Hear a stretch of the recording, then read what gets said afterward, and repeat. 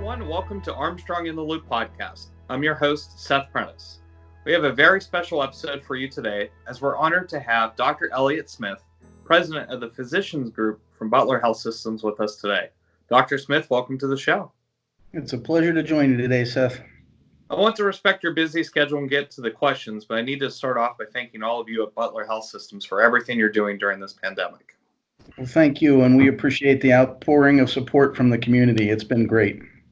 And I'm sure the community has some questions, and as much as we wanted to make it a little basic, we tried to have some questions that might be a little less frequently asked that are still probably on people's minds that might be beneficial from your viewpoint, and hopefully we can answer those today. Excellent. Sounds like a plan. Well, we'll start off here. Can patients come directly to the ER if they suspect that they have COVID-19, or do they need to call? We prefer patients to call who have concerns relative to COVID so that we can meet them in advance. But certainly someone who's concerned, we have restructured our emergency department to be able to accommodate folks with those concerns immediately upon arrival. Perfect. If I don't have a PCP, what is your recommendation in order to get tested? Well, about a year ago, we stood up what we call our care center, which is essentially a call center that also has additional support with clinicians. And so the recommendation that we've been putting out to the community who don't have physicians, that they call our care center. And that number for the community is 1-833-602-CARE. And so that's 1-833-602-2273. And there are folks there. What we've been doing is we've been trying to align people with primary care providers that are geographically close to where they reside, so that the results will go to someone who they may follow up with afterwards. Wow. What symptoms should cause people to call and get tested? Have you noticed a common trait that stands out from the rest of the common symptoms? Well, this disease, I think in the eyes of a lot of us clinicians, is a great mimicker. It can cause a great number of different symptoms, ranging from no symptoms to, critically ill. Some of the more common symptoms are, persistent fever, fatigue, cough, some shortness of breath. We actually are seeing a large number of people who present with diarrhea and not so much the respiratory symptoms. So they do seem to run the gamut, of what people may have, which makes it a little tougher to narrow things down and provide that direction. But, fever seems to be the big one. And so someone who feels a fever and persistently feels that fever, that should be on the list because, certainly the incidence and community spread seems to be picking up a bit. What should I do if I come in contact with someone that has COVID? Well, if you know they have COVID, the suggestion really at that moment would be to wash your hands immediately. We've consistently been telling folks, obsessive hand washing, avoiding touching of the face. That's how a lot of this transmission occurs, where someone would touch something that contains the virus and then they would wipe their nose or, put their hand on their face and go ahead and transmit it that way.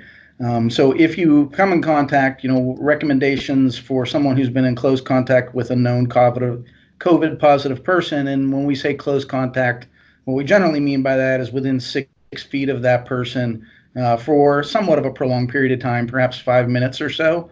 And then we would suggest that person, speak with their primary care physician and go into quarantine. The current recommendations from the Department of Health is a 14-day quarantine. Most people who are exposed to COVID are going to develop symptoms sometime between 2 and 11 days, with the vast majority of folks getting symptoms within those first 5 days following exposure. Wow. Is the hospital still open for other emergencies such as cuts, non-related illness symptoms? Absolutely. We haven't missed a beat.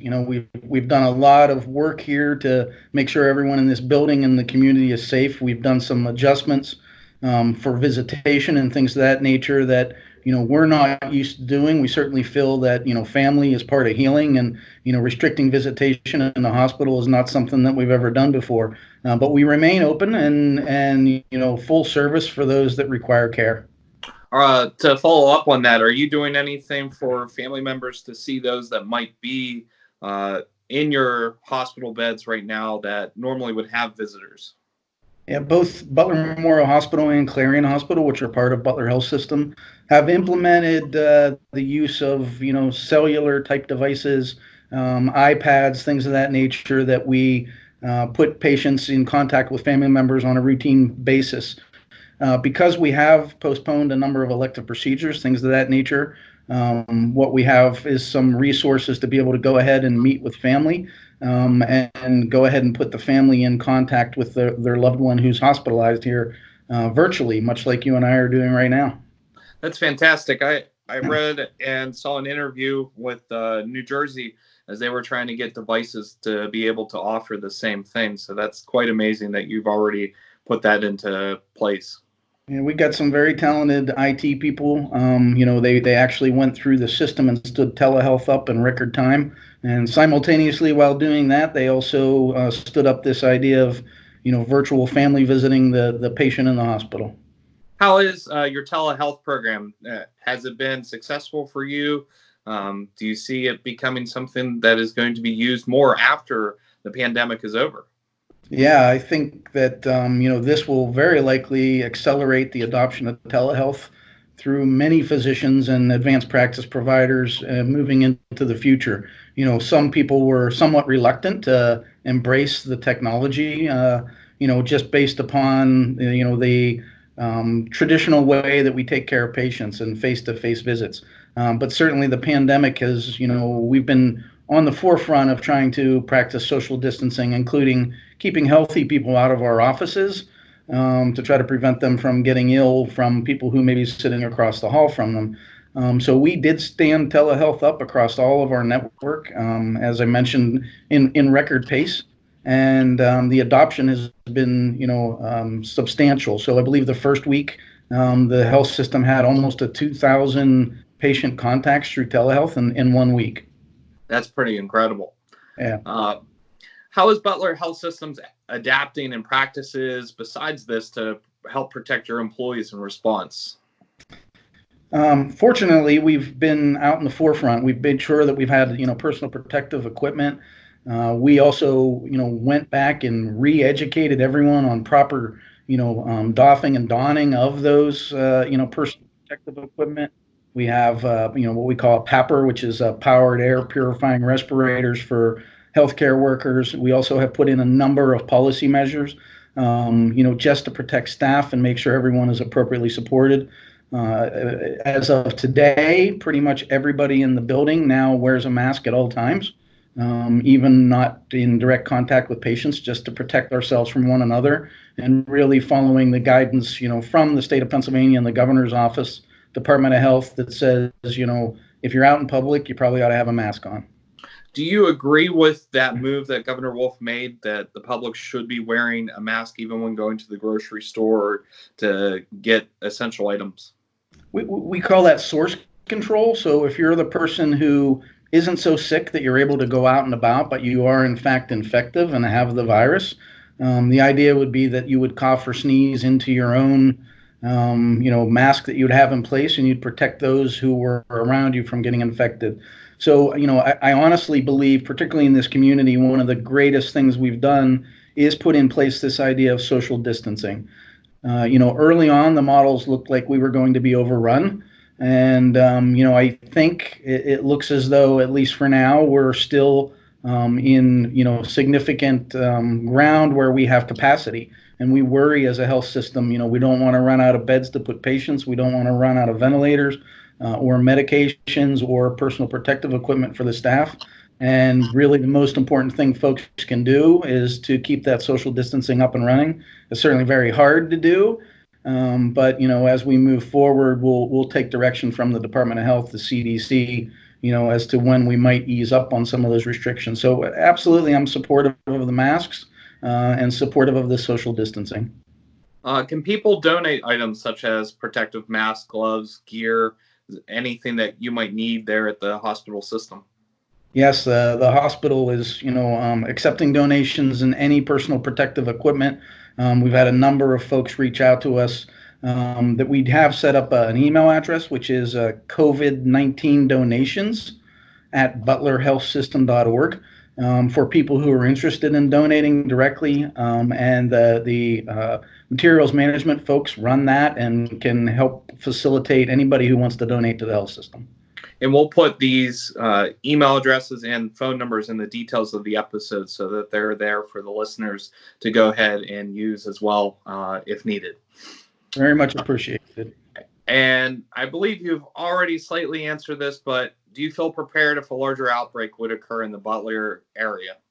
Well, I'll tell you, in looking and having worked in other health systems, and I would say Butler Health System has been, setting the pace that a lot of other health systems have looked at. We were, one of the first ones to understand the idea of restricting visitation here. We were on the forefront of saying, okay, let's suspend elective procedures. If people can put off their procedure, it doesn't need to be done immediately. They should, in consult with their physician, make that decision to push it down the road a little bit. We're as prepared as anyone can be for this. There's a lot of scary stuff. I know folks have seen what's going on in New York City, New Orleans, Italy, and elsewhere, and we're doing all we can to be prepared. And I feel very comfortable with the efforts of the staff. We have physicians and nurses and advanced practice providers who've stepped up to say, usually I do this, but I'm here for the health system and the community, and, I'm willing to do that. And so, I do think we're prepared. Anything that we might not have discussed today that you would like the public to know? And please share your thoughts, as we greatly appreciate this.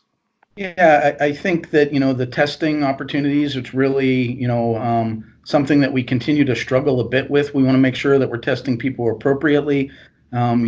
This really is an issue with, supply and demand. The demand for these tests is very high, and the supply to get these tests is nowhere near able to meet that demand. So we're really asking the community to have, a bit of patience as we go through this and work through this. We're working as hard as we can to get these tests processed as quickly as we can and get the information back out to the physicians, the nurse practitioners, and physician assistants who are taking care of these patients. And certainly we want the people in the community to know whether they're testing positive or negative.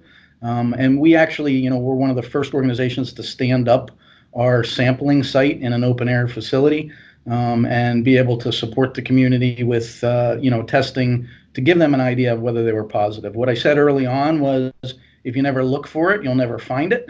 And, so once we started to look for it, and we're finding it. So, the patience and support of, the clinicians as they continue to work through this would be greatly appreciated. Well, once again, I want to thank you for taking your time out of your schedule to be with us today, and for everything you're doing to help those in need of care.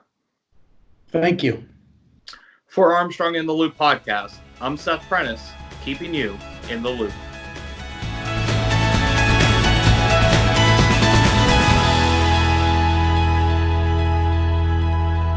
Are you enjoying Armstrong in the Loop podcast? Great news! All past and current episodes are available on popular streaming apps and websites. Search Armstrong in the Loop podcast and subscribe today.